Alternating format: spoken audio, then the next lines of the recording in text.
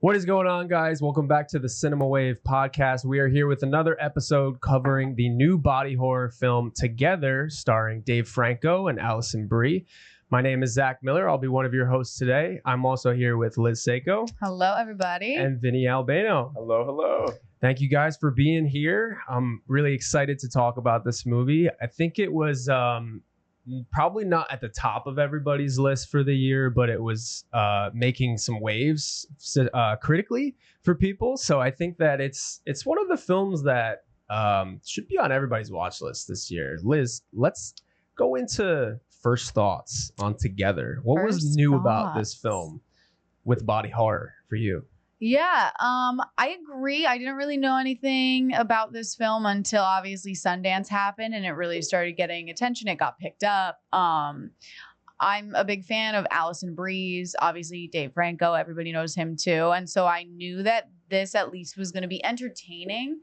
I didn't know how great it was going to be, but I knew that I wasn't going to be like annoyed watching this because I just enjoy the two of them on screen already. Yeah.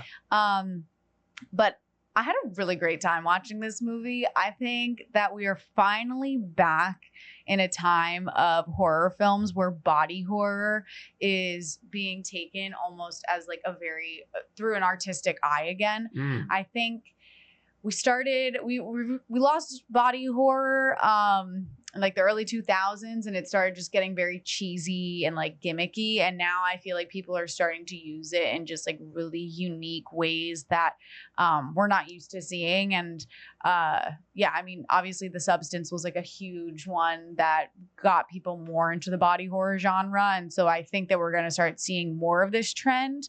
But I had a really good time with this film. It's much funnier than you think, honestly. It also has really great commentary on relationships and codependency. And I think just the layer of having Alison Brie and Dave Franco actually being married in real life adds like a chemistry layer of you being like, oh, they get it. Like they're actually married. They get the like relationship issues or the like funny, quirky things that happen in a relationship. So I had a good time. I'd recommend it. And I'm excited to talk about it with you guys. Yeah, Vinny, give us your thoughts. I actually did not know Dave and Allison were married. Yeah, that's new to me. I think my thoughts for Together can be summarized in one big issue with the film, but I also really enjoyed it. I had a lot of fun. I echo a lot of the same sentiments that both of you said. Like, it's a lot of fun. I'm a huge body horror fan. I love me some Cronenberg. Like, this is great to see more body horror just being done effectively and in a fun way. I love when the film does get campy and it does kind of joke around, but a lot of my biggest issue with the film is I feel the tone shift from the first half of the film feeling very serious and taking itself way too seriously to then a very fun campiness towards the later half. Felt a little weird as a tone shift. I love me a good tone shift, but I fear this wasn't executed properly. Everything else about this film, really cool. I mean, the effects are awesome. I love the theme. And overall, it has you cringing, which is what you want from a body horror. Yeah, I really thought that it was creative too, in the sense, like you were saying, Liz, that the messaging behind body horror lately, like with The Substance, is one of the first ones that comes to mind. But it doesn't rely on the effects as just being the only horror thing behind it, because this is also before the supernatural elements start happening. It's about their relationship and how they're on the rocks.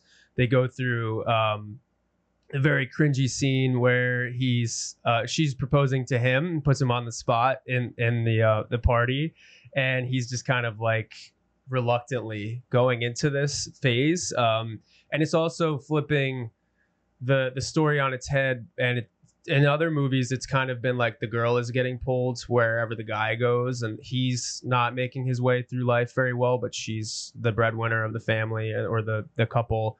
And so they move into this house way in the middle of nowhere. So I really liked how that was like part of just the togetherness, without the actual physical nature of it. And then it kind of plays into more of the messaging later on where they're trying to join somebody physically with the cult, and then they're trying to join somebody emotionally. Like they're kind of finding that really crazy gray area with this cult, which I thought was very well done. But also I want to talk about Michael Shanks a little bit. Like we don't have to go, I don't have too much in front of me on him, but I do think it's pretty impressive that this is his directorial debut. I think you mentioned too, to go to Sundance and to get two big actors like this. I think it's a really strong statement for a new director, let alone a horror director. But do you think that he is going to stick with horror? Do you think that he has the ability to go for more dramatic things? Or like, what was your stuff that you were pulling from this movie that you were like, wow, that's a really sharp new director? Yeah, I don't know if I necessarily picture him going for another horror, honestly, because I don't even know if I would consider this film horror, because it was much more of like suspense kind of, and like a few jump scares. I think it's just more like there's a lot of nuance in it. He's trying to investigate like the relationship of like codependency, and almost like at what point are you too attached to somebody, and he obviously takes it to like extremes. But even just looking at some of the other shorts he does, like a lot of younger directors that tend to want to stay in the horror genre, a lot of their beginning shorts are very dark and horror oriented, but it doesn't look like his are. Like one of them looks like it's about wizards, and so I feel like he's maybe just has a little bit more of like a Jack in the Box type of brain, and he might surprise us with whatever he goes next. But either way, hell of a debut. Yeah. I mean, really great. I also did read that Dave Franco was approached first for this role, and he essentially was like, love it. I don't think I can do this unless Alison is attached to this, because of the toll that it's going to take of like being attached to this person. Because I also read that they literally were like attached with the prosthetics for like 14 hours during the day with each other. And he's like, yeah, he's like, she's like, like we're just attached. And he's like, so we'd go to the bathroom together. You can't really do that if you're like not in a relationship with the person.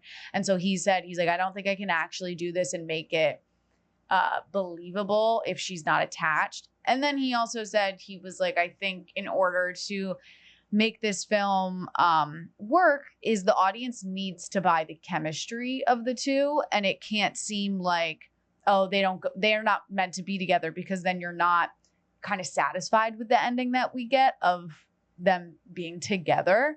So I thought that was interesting that it wasn't for both of them initially. He kind of was like, no, I need her to be on this with me.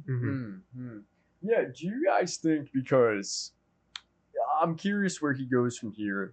I mean, like you said, Zach, hell of a debut, but I haven't seen any of his shorts. I don't know the quality of his shorts, and not to be a hater out of the gate, because I did have a hater. Because I did have a lot of fun with this film. But I asked you guys the question: do you think if he pivots towards another genre, even something more serious, would it be as good? Because a big issue with the first half of the film for me was that the script itself felt weak. Like the dialogue and certain character moments felt very corny in a way, but not in like a campy fun way, but in a way where it seemed like, okay, that doesn't have the weight to it that it should have felt. I'm curious if you guys felt the same way. Yeah, I thought there were some bits of dialogue, or maybe just the way that Dave Franco said it, that I wasn't really vibing with at points. I do agree. I felt the tonal shift a bit to the second half. So I do see the flaws of the movie for that. I think that's where it's like, it didn't lose me, but that's like where I was getting a little like, okay, I don't know if they would have done that, like, or evaluated the problems that they're in that way. Like, people do stupid things in a panic, but like there was just some moments that I was like, they would act a little bit more rationally, or say like some of the coldness maybe from Alison Brie was just so sharp There was also, I guess I could get into one flaw. The one thing that I didn't vibe with that much was Dave Franco's family's backstory when the dad was in the bed and the mom was sleeping with him and didn't notice it. I guess there was some mental illness with both of them that caused that situation, and then they died, or it's not fully explained. So I wasn't really understanding that. And then she kind of said something about their relationship. She was like, "Oh well, it's just kind of like your mom, like lying dead in bed." So it was something like that, to that effect. Yeah. So like I actually didn't hate his parents' storyline, because for me, also, if you haven't seen the movie, we're in spoilers at this point. So get out of here if you haven't seen it and go see the movie. Yeah. But so what it is that his dad, I guess, died, and the mom, just through mental illness, didn't call the police and just let his body rot there in bed. And she kept going to bed every night next to this dead corpse. And yes, it's mental illness, but it's also probably the like emotional toll of like, she's been with this man her whole life, like what not wanting it to end. And then mental illness of like living next to a corpse, essentially, because you don't want to let go of that. But I'm totally going to jump now to the end. Okay. I thought it was going to be a full circle moment of when she died at the end, or when they were trying to like do the like, oh, like she's dying and then he's carrying her into the house. I was like, oh my God, he's about to become like his mother and sleep next to her body because she died. But then they totally didn't go that way. And so that's where I thought they were leading with it. Yeah. I do think it could have been brought in a little bit more, but what I think it really was supposed to show is just while his character is like spiraling in the beginning and she's not spiraling yet, it's her being like, we're in this house where your parents went crazy, like you're now going crazy, in order to make her not completely run away, because I would have ran away. Yeah. If that man was choking on my hair in the middle of the night. Yeah, that was crazy. Like, but Vinny, back to your point too. Like I do think that just from what we've seen with Michael Shanks, I think that his strongest suit for this movie is his visual style with getting people to move unsettling in the seats with just how you put these characters in this situation, and the supernatural bits of it literally makes your skin crawl. So as of right now, I think that horror is his lane, but I don't want to put somebody in a lane off of one movie either. And I think he's definitely got the ability to come up with some creative visual cues, whether that's with horror or I don't want to say action. I don't know. I guess I'd have to think about it more and look at more of his work. But I do think that this was a good directorial debut, room for improvement, but I don't think that it's necessarily a bad movie by any means. Yeah. But yeah. I do agree though. I think like the opening party sequence felt a little awkward at times, where it was like just maybe the side characters weren't fully fleshed out. Like the one friend who kept hating on him and being like, well, he's a loser. That got thrown out too. Yeah, I just kind of wish that it was a little bit more fleshed out, rather than it being about, oh, well, you guys like broke up and now are back together. And it's like, okay, but like, why does she not like him? Just because, like, what is that beef? Honestly, I feel like the film didn't even need that opening sequence necessarily of the party. I think it was more just to establish like they're leaving a community and going somewhere where they're going to be secluded and have to only rely on each other. But other than that, like the opening sequence, I was a little bit like, what are we doing? What are we doing? Yeah. There was just like a built-up resentment for Dave not finding his path in life, and he's like the washed-up musician, but I didn't feel like he was like that bad of a dude in the beginning. I was like, you're being really harsh. Like, I get that your career is moving forward, but like, you can't support him. Like, there wasn't even the sense of like he was dragging her down and like pulling her away from her life. Like, there was none of that. It was just like, hey, we're both on our own paths, but like you're further down the road. So what was the need for the coldness? Maybe from her friend. That's the one thing that caught me off guard. I was like, why does this girl hate him right now? Okay, I didn't really get that vibe. But other than that, honestly, once they got into the house, I was like, it was for me, it went pretty quick and was entertaining from the moment that they got to the house and like weird, creepier stuff started happening. To defend the apartment party scene, the one thing I do love about it is just the statement of the theme through the line of dialogue of Dave Franco's character's friend. And he says, man, you got to be your own individual. Like, you can't.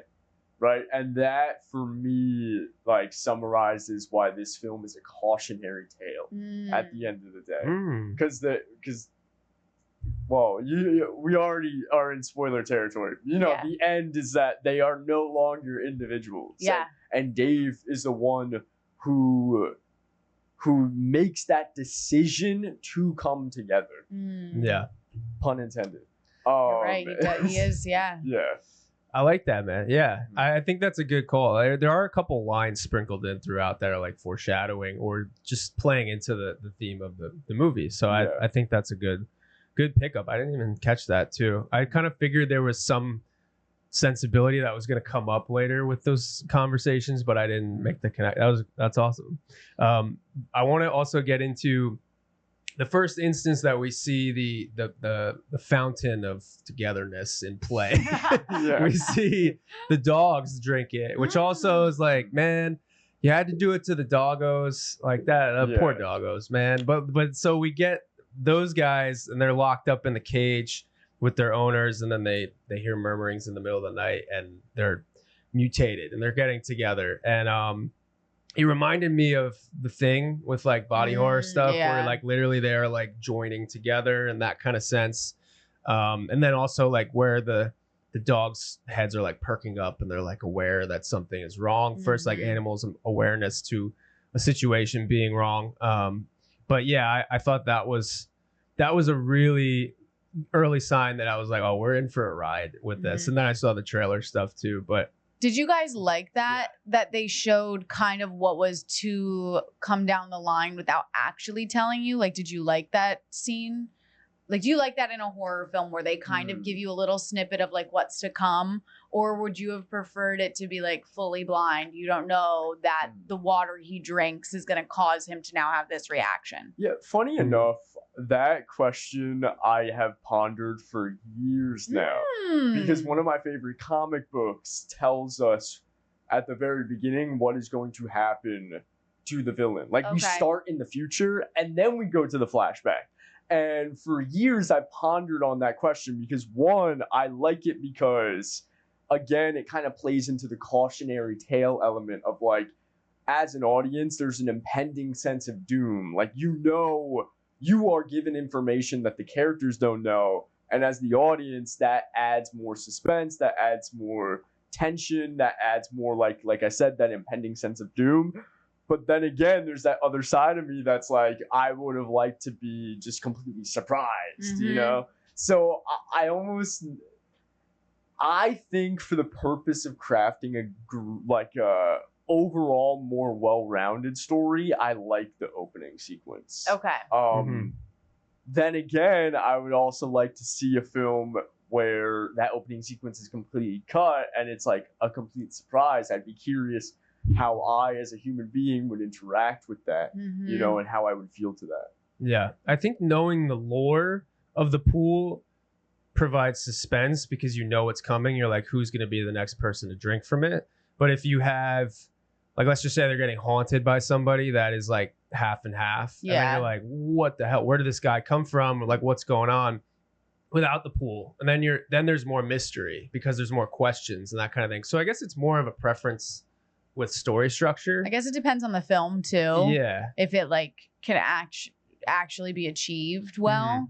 I think it helped with this one because like we didn't need the full surprise. We've already known from the trailers that like they're going to be attaching at some point, and like to then give us that knowledge of, okay, it's the water. Now let's watch how they actually get there.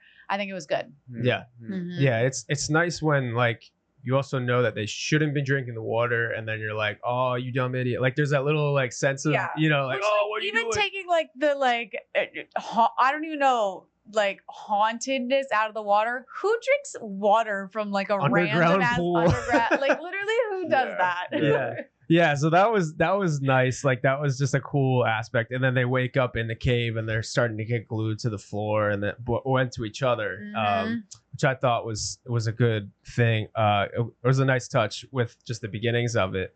And then what is the first iteration where they start to join together? Is it the hair in the sleep, or is it the arm? Like the first arm? No, so the first one is when they wake up and they're like, oh, it's mildew, and then the next real interaction is when he's just eating her Swallowing. hair, which is well, but actually the real next thing is when he's in the shower by himself.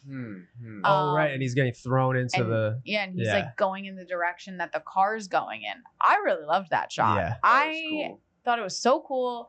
I thought it was so just like something that I feel like I was like, that's really smart, you know, a way of getting us used to like, all right, things are gonna get a little weird here, without it completely going right off the top from the beginning. Right. So I enjoyed it. I thought that was a good first one.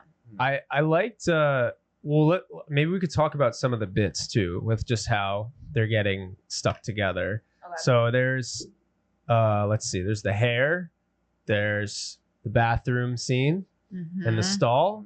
There is the saw cutting off the arm. There's that one. The eyelids.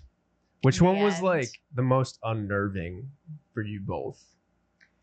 I gotta say the bathroom. That shit was insane, and that was like, I knew it was coming too. Yeah. And it was the effect. They fully show it, and it's so disgusting.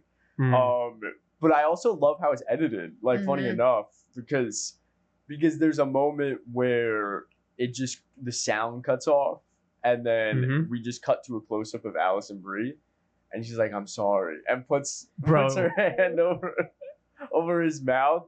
That was crazy to me, and I also I think that was the most unnerving. But my favorite moment, I think, from the film was the arms towards the end and the hallway scene where he's smashing up the muscle pills, relaxers. and they're just snorting them. Yeah. That's when that's when it all started getting really campy too, and I loved it. I was glad that they were going that way because I was like, it's so crazy, but like if you're in that position, I'm doing the same thing. I'm crashing up those pills and I'm snorting everything that I possibly can. I would say I do agree the bathroom scene was definitely like jarring, but the thing is I kind of was like, okay, they're gonna have sex, they're gonna get stuck together, and then like they're gonna have to either stay connected from that point on or rip apart.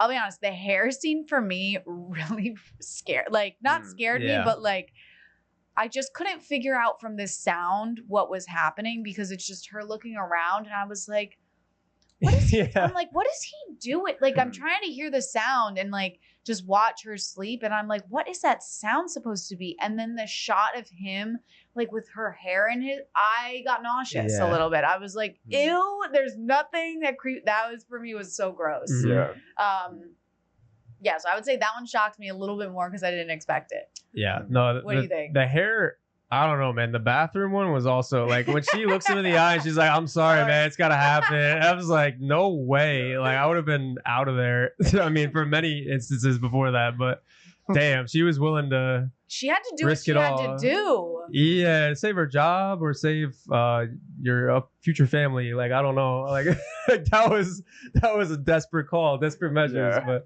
damn, I mean, very very good filmmaking though because it's putting like. These aren't relatable things, but they're relatable pains that you can like kind of imagine. Like when she's even like, "Oh, you're on my hair." Like we've accidentally done that to people, and we know that the little feeling of pain from that, and it's not good. Same thing with like everything else that they have to go through, or even like the eyelids. We're like that's like a sensitive part of the area. Like for that something to happen. Like they're just very good at making specificity for like the horror and the harshness of it. So I thought that was very cool. So do you guys want to talk about the cult now too?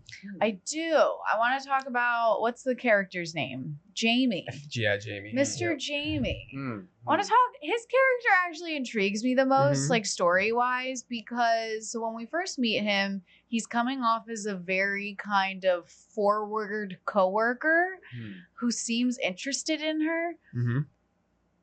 But then he ends up being like gay. And so I was like, was that just a writing trick to really throw us off the scent? Or like, why did they make it so prominent of him like coming on to her in the beginning? Well, am I missing something? By the end, he's one of the together people. I know, but so it like, could be one. It could be a woman that he's together with, and he's with his husband. Oh, it was two men that were together, or was there?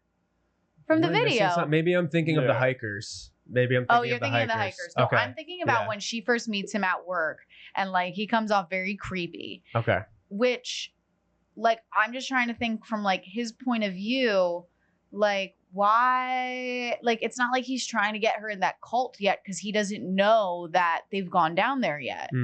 So I was like, why, from a writing point of view, would you try to make us think that he's coming on to her if he's not? I think it was to also throw us off, Dave jealous in a way, and then diffuse Alison, like, because I think when she got like whiffs that he was coming on to her, he was like, oh, well, I'm gay. Like, it was to diffuse any sense. Like, also it could have just been, hey, I don't have to enter the house alone without my partner because he's gay, and I don't have to worry about someone coming on to me. It could have been something like that, maybe. But yeah, I don't know if it was like a. Do you mean that was like a plot hole, or was it something? I don't know. I thought the writing was just very like I found myself thinking about it then, which I don't know if I should be. You know what I mean? Because for me, that just felt a little weird. I was like, why make him seem so interested in her, but then like he's not interested in her?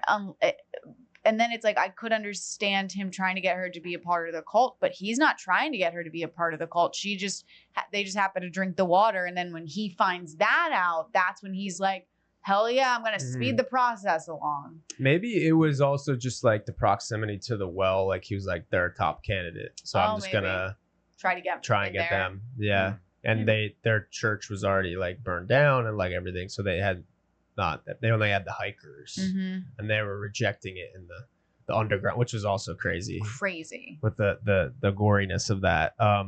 But yeah, I thought his character was pretty cool. I always like when there's a like a third party person just getting in the middle of a marriage like that, especially in a horror. It was just like dude, get out of here, man. Like they're just trying to navigate this new life. But it's good like film making. Like it's just fun to watch. Like, what is Dave gonna do in that situation? He's also not really equipped to handle that. Like he just doesn't seem like a confrontational type of person. So I thought that was good. Vinny, give us your thoughts like on the lore of the cult too. Like what was sticking out to you there? Yeah, I think they did a good job keeping it in a horror film. I always say this for Bring Her Back, when Sean and I reviewed that. I said it in that review, and I'm saying it again. Horror movies, you're not supposed to tell the audience everything. Because then once you do that, the horror, the mystery's in the unknown. And it defeats the purpose of horror. So I liked that they balanced it between giving the audience enough to understand, but not everything. I feel like my issue with the cult and Jamie's character in general is I think that they were executed good, but a little predictable. You know, every horror movie has a character like Jamie. Like, you need it. It's a part of the formula. So I have no issue with his character and that archetype as an involvement within the script. But I feel that there should have been a moment where there was a twist to it, rather than because off the bat, you know, making him so straightforward as a coworker, you're like, yeah, that guy's sketchy. He's You know gonna what be I mean? prominent. Yeah. Yeah, I feel like there should have been a moment where they could have made it a little less predictable, where he was more charming at the beginning. Not that he isn't charming, quote unquote, but he is sus, you know? Yeah. And that is my only wish from the cult / the character of Jamie, is that I wish that there was a moment where I was like, oh, rather than like, okay, come Like, on, I'm once waiting for it, yeah. you know? Yeah. And I agree. And one thing I really like that they didn't do is, you know how some horror movies, they'll fall into the trap of then Tim and Millie's characters being like, we need to investigate everything we know about this cult. And like, then you all of a sudden see them like going to a library and like trying to read. And then that's like the third act gets kind of tiring because you're like, honestly, I don't really care how the cult got started. Like, we get it. It's a cult. Show us the action. I'm so glad they didn't give us like that long-winded answer of like why the cult came to be. It was just like, look, the cult happened. They had some weird spiritual stuff going on and we're now affected by it. I don't care how it happened. We're just dealing with it now. Yeah. Because that can ruin a horror film for me. Yeah. I thought the one plot hole too was when they were looking for stories about the hikers and he's just like pulls up the picture and like types in the exact location coordinates. And I was like, wouldn't the police have done something similar to that of like where their last picture was? Or like they wouldn't have looked like minorly thorough at the picture that there's a random bell in the background and then maybe there's some bit of connect. Like it was a little far-fetched and then it just happened to be a mile or less behind their house. So I guess it was the hitchhiker thing that was my only like issue. Unless the people in the town know and they just, you know, like if he's one, he's not an old man, he's middle-aged. There has to be more people that, and it's not, so if he was a part of it, means that church only fell maybe like 10 years ago. So there has to be other members. So then they probably know what happened. How many adults were there in the town? Now that I think about it, I don't know. I don't even remember. I don't know. But I saw something. I saw something online where somebody was like, Jamie says like, "Oh, I am the neighborhood" or something. Oh. Like so there was like it was like an off-put line, like where he's like making small talk to Alison Brie, and it could be taken as like he absorbed many people from the neighborhood, or he was like the leader of the cult at one point, or took over. I don't know. See, speculation. I'm on that, but I disagree. I think it was just him and the guy from the picture, and then they show it in the video. The pairs. Yeah, and then they show it in the video. I don't know if the cult is about like taking in as many people as possible. For me, like just based off that mural they had, it is about and he even says the whole Pluto thing. It's like finding your other half. Yeah. I do kind of wish that they had made it almost like he had maybe not been so creepy at the end, and maybe he would have been like, no, the cult's not bad, like that. Like instead of making it like a murderous cult, making it like, no, it's a beautiful thing, and kind of going that more like hippie, like heady cult rather than like, give me your arm and let me cut you now. I agree with that. More like peace and love, man. Now go become one with your husband. Yeah. Even like the gasping moment, like it could what if he was just like not involved in the cult at all and he was just accidentally like thrust in the middle of this situation, like he just falls in the pool or something. Like he's just a guy that was like interfering with the marriage, or he was just floating around and like he just gets caught up in it. Because I think once he was a little too sketchy at a point, I was like, oh well, he seems like he has too many answers about this thing, or he was just getting too close. Like he was the only other person too close to them that we didn't know anything about. So I was like, okay, he's got to be somewhat involved if now they find out it's like the cult and the lore and that kind of thing. But I do like the amount of lore that was associated with it. Like you were saying, like, don't get into the science of everything. I like when things are unexplainable with like, you know, him just getting thrown to the wall, him like, you don't need to see the exact bloodstream cells of like what is happening inside. Like it's just more like, oh no, they're messed up. Like, this is happening. It's gonna happen. And then they presented creative ways around that. One thing I also want to talk about, do you guys think that this is the best horror film of the year so far? Do you think this is in the Vinny's got a conversation? strong opinion over there. Give it Yeah. a buzz. Bring Her Back was Okay. Bring Her Back is probably my #1 film of the year so far. Wow. Really? Yeah, it was Ooh. incredible. Okay. Yeah. Still have to see that one. I missed it in theaters, I but did you guys were too. saying really, really awesome things about that. Because I had 28 years later, Weapons is yet to come out. We had The Monkey earlier in the year. I know you really like The Monkey. Yeah. Sinners is like half horror, half everything. So this was a good one. I think it's probably not going to be my favorite either. I still want to see Bring Her Back, and then I want to see Weapons, and might have a better judgment. But there's also a lot of good neon horror movies that have come out.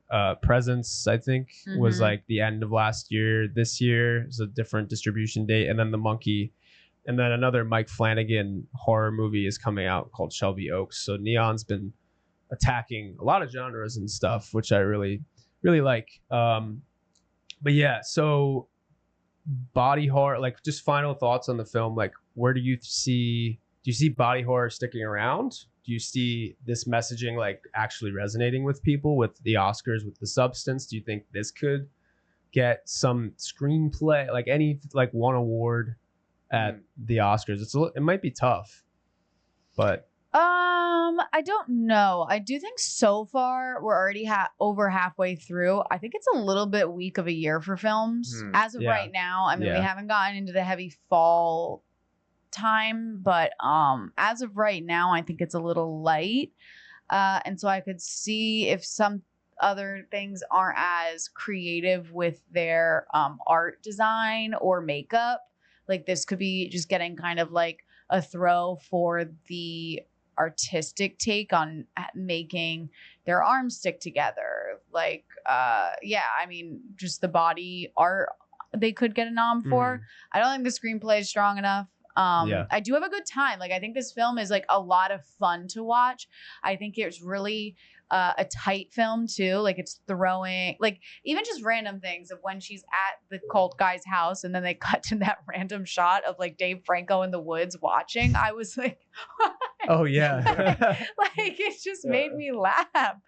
And I wish that they had done that tone throughout the entire thing. Yeah. Because I think people are enjoying it, and I think it would be even higher rated if it had started off with that kind of campy funny tone. Because really the audience I was with, I don't know about you guys, I'd like to hear about it, didn't really start laughing until probably an hour into the film, because I think people were we're supposed to be finding this funny, what's going on? And then it really was until it was until the pill scene. I think the pill scene was really when people were like, what the fuck is going on right now? Were your audience more receptive to it or not really? Or did you guys not know this? So I agree with everything you said. I low-key had a bad theater experience because... Oh, I'm sorry. No, you're all right. You're all right. I had a group of middle-aged women in front of me who were very loud, and they thought the whole movie was hilarious, but I don't think they were laughing at the movie. The relationship, or they even thought the relationship was funny, but I couldn't tell if it was the movie at points because they just seemed like a very loud individuals. Literally the car would be driving and I just hear right. I'm like, oh my God, calm down. Nothing is happening. And low-key started getting me pissed. But so I can't really say to that. But if I did include them in my example, my audience had a fun time. My audience was half and half. I think a lot of people were definitely getting grossed out at the right parts. And then I think honestly there was one line when she said the thing about the being dead in bed. I was like, damn. And then somebody started laughing next to me. And but yeah, I was like, wow, really went for it there. But I think that experience overall was a good one. I think it was received pretty well. In my Yeah. What theater. about the ending? It was Literally the ending, yeah. like seeing, like, just them open it. Hey, my audience. Oh, with the parents, right? Yeah, with the parents. Mhm. Yeah, that was. What that were was your trippy. thoughts on the ending? Did you guys like that ending? Were you thrown off by I thought it was gonna end with them making out, and then joining together. And then I remembered the parents thing. I was like, Mhm. wait, what's happening? And then the parents, and I was like, oh shit. So Mhm. I think that they were gonna get a glass of lemonade that was bad that party, and they were gonna keep it going for sure. Like, how do you explain, like, we've become one? But wait, I don't know. Like, do you think that the together person is like putting on a front for the strangers to say like, oh, they're not home right now? Like, do you think that they're doing that? Oh, like Lying? they left, but I'm here to hang out with you? Yeah, it's like, oh, like I don't know. I don't know. I don't know. I didn't even I think don't that know. far. See, that's what I left Yeah. thinking. I'm like, what is that conversation like? Like, do you try to explain, like, hey, we drank some water, now we joined? I think They'd be like, you're fucked up. What are you talking about? I think it goes as quickly as like, hey guys, while you're waiting for them, come drink this lemonade I made for you, and then it just starts the symptoms. Like I don't know. I think it's just there's an end game goal of like I gotta keep this going. Of because now they have the bell, and so they're a part of the cult, and they're probably like, it's the best thing we've ever experienced. Mm-hmm. So do they? And do we think we get another as together too? Together. Together. Too fast, too furious. Yeah. I hope not. Yeah. I think one is enough. I think for me, I will literally track down my train of thought. Please. Once the parents are hopping out of the car, I go, oh my god, is it gonna be like the hiker couple in the cave where they're gonna open up to this like monstrous like rejecting couple? Yeah. And then I go, hold on. Alison Brie, Dave Franco, non-binary combo. I want to see this. And boom, when the door opened, it was just that, and I was like, no way, they did it. So I really liked the ending. You could even probably write an essay about how like something with sexuality on this, like or some kind of statement. Like I'd have to really think about the film in those terms while I watch it again. But I mean, it's more far-fetched with like horror, extremism, and that kind of thing. But like, even the cult background could be something related to that, especially because Jamie was gay and they were touching on other things. Like, I don't know. That's another thing I would have to reprocess the film on. But that could be another statement that was underneath the movie. Yeah, but, I loved the ending. I actually thought it was like really kind of just like a smart ending of how to tie everything back together, and also just not make it like, oh, okay, we just watched them like AI join together and now this is it. Like, I think it was a little nice bow at the end. I also just want to say one more thing. I saw this comment on Letterboxd and somebody was like, oh my god, it's so nice to see like a young actress getting like a second film moment, and they're talking about the creature. I don't know the creature's name from The Substance, like the Oh yes. They're like, so nice to see her like second film debut. And I'm like, you guys are she's making a career. Yeah, you guys are crazy. From like the creature in the cave. Oh god, it was funny. That's so awesome. Anyways, I digress. Vinny, give us your final score, man. Yeah. What do you think? I'm giving Together a solid 7 out of 10. I thought it was good. I had a lot of fun with it. I do think that although I appreciate the tone into very campiness at the end, it felt not as well executed from that shift that I hoped it to be. I had some minor flaws, with the film. Some of the script felt a little weak. Some of the performances at times, although I liked their chemistry together, it felt delivered weirdly. But the moments that are cringe. The ending is really funny and cool and really interesting. I love all the jokes towards the end, and it was just a super fun time, And then also some minor other things that Actually, really quick. Actually, hold on. Sorry, I have to mention this. Please. Super big fan of the cinematography in this film.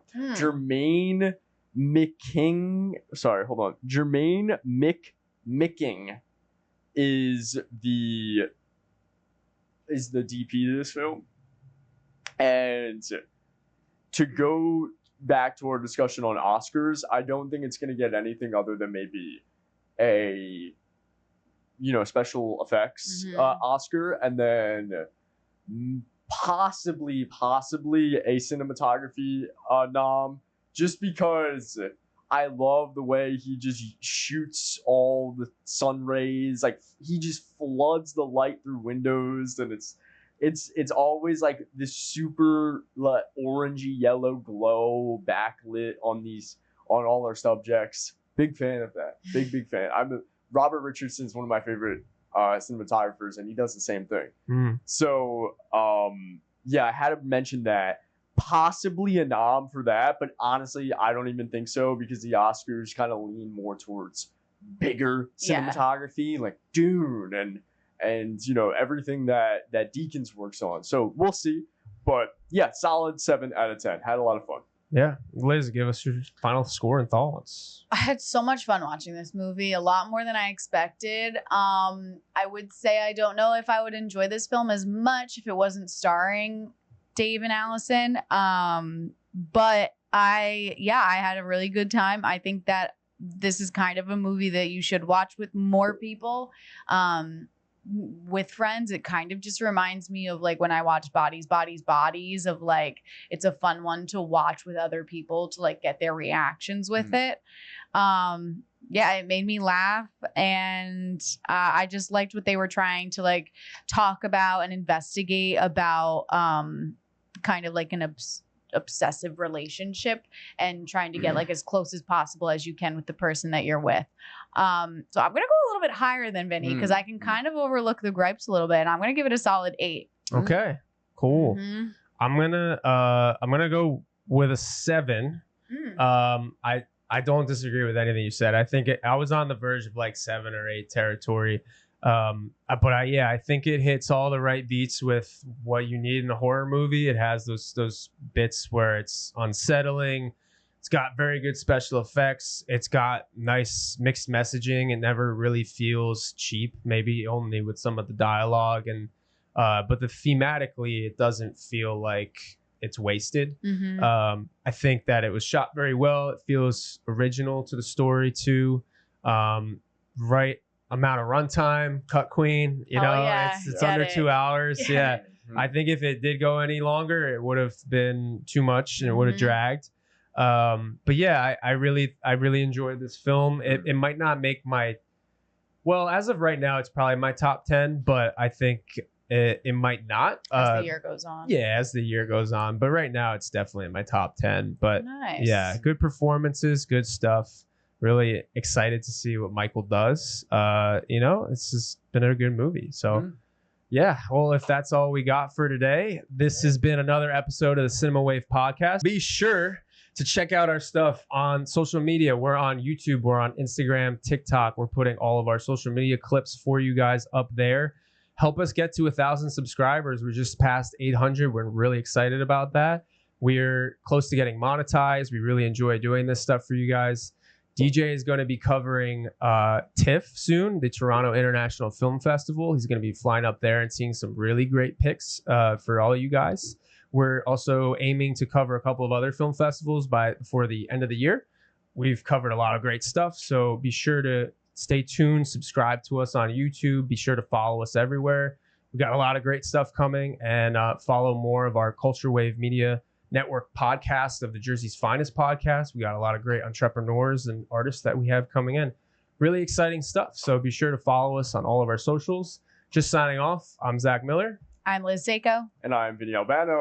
And we'll see you guys next time. This is The Culture.